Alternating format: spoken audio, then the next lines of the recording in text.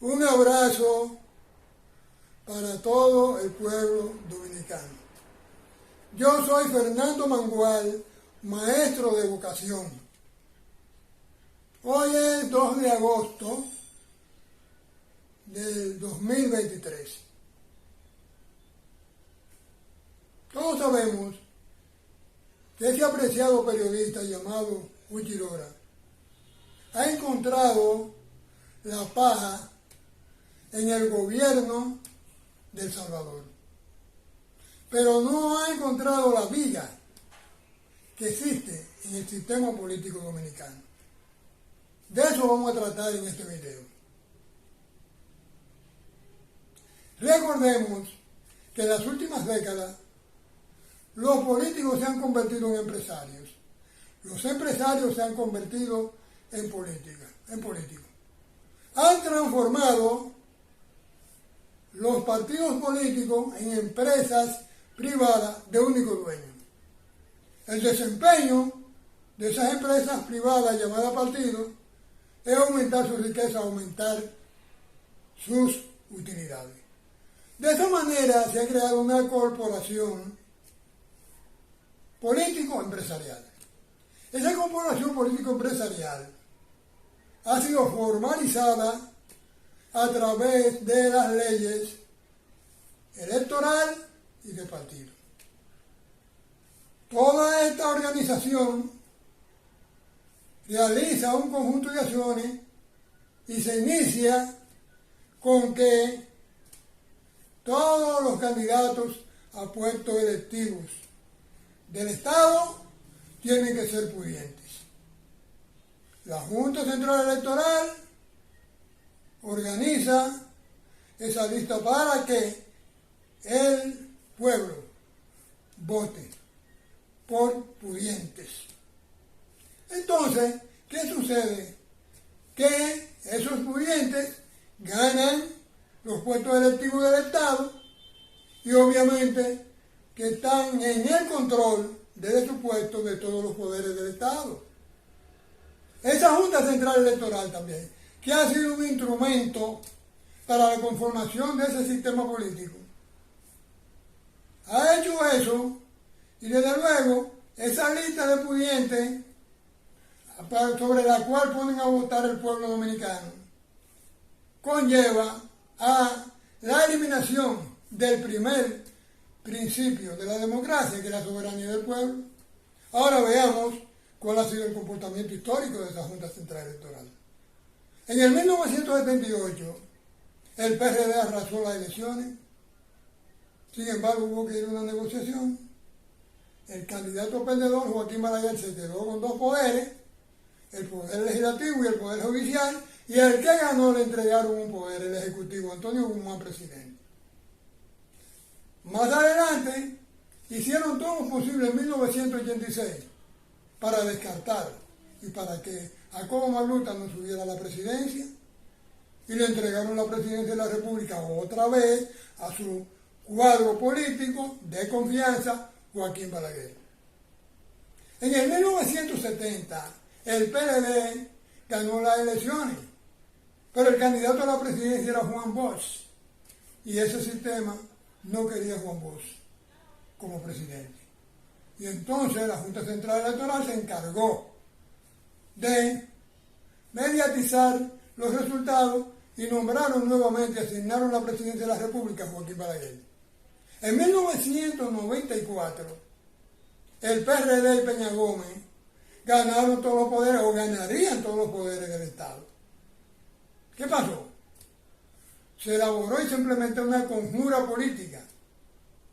Una conjura política que yo estoy dispuesto a demostrarlo, porque tengo un estudio sobre eso, para que Peña Gómez no fuera presidente, y no fue.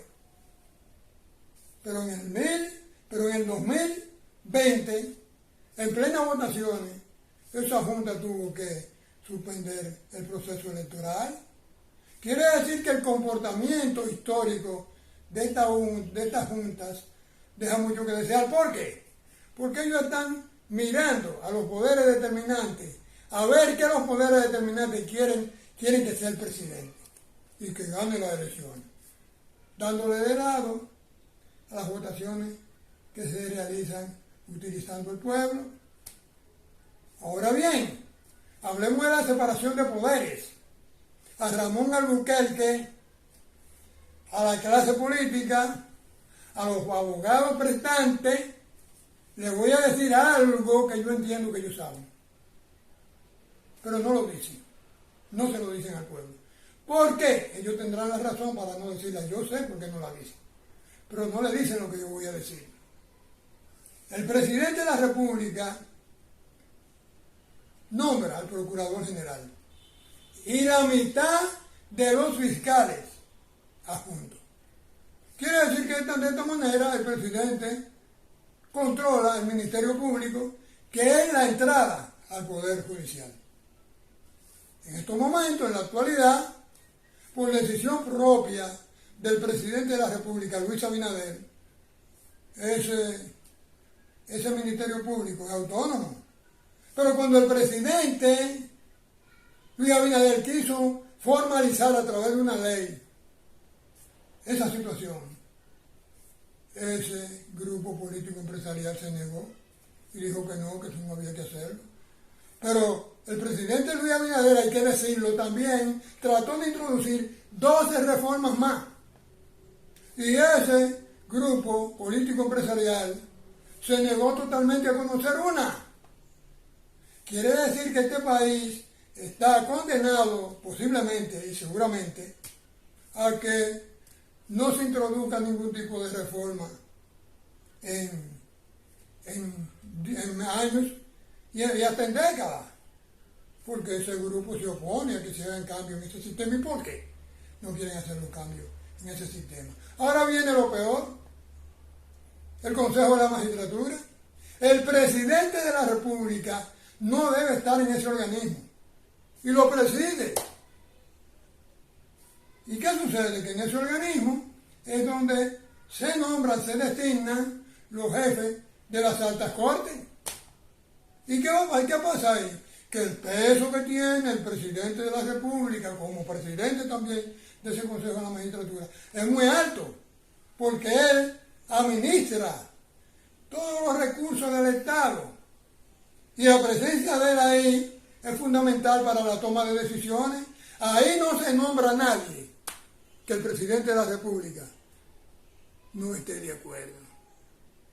Quiere decir en consecuencia que el presidente de la República maneja la judicatura y también controla el Ministerio Público. Ambos conforman el Poder Judicial. Entonces el Poder Judicial y el Poder Ejecutivo están en las manos del presidente de la República. ¿Cómo nos van a decir a nosotros de que ahí hay separación de poderes? ¿Cómo nos van a demostrar? Que nos digan, a mí, al pueblo, cómo es que se da la separación de poderes. Ahí no hay separación de poderes. Terminemos entonces por el lado de la gestión gubernamental. Se realiza la gestión gubernamental y se toma, se identifican todos los proyectos que son propiedad de esa corporación político-empresarial. Y esos son los que se ejecutan. ¿Con qué finalidad? De aumentar la riqueza, porque para eso es que se ha hecho todo este tipo de cosas.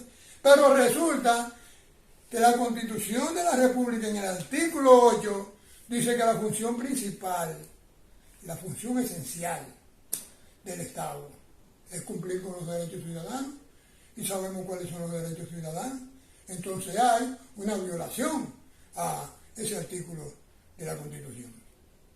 Yo resumo esto diciendo, esa corporación político-administrativa que maneja el sistema político dominicano está lesionando el principio de soberanía del pueblo, separación de poderes y también respeto a la Constitución. Y no cumple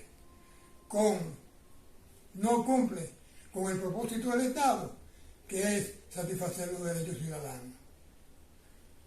Yo quiero decir finalmente de que ese sistema no es un sistema democrático, sino un sistema plutocrático. Que a todo el que elijan presidente tendrá muchas cosas que hacer, pero cuando llegue ahí hará lo que le dicte ese sistema. Ya decía Lula, nos eligen para administrar el gobierno y vamos con la idea de hacer muchas cosas. Pero al final hacemos lo que se pueda hacer. Con esto yo termino. Será hasta la próxima y un abrazo para todos.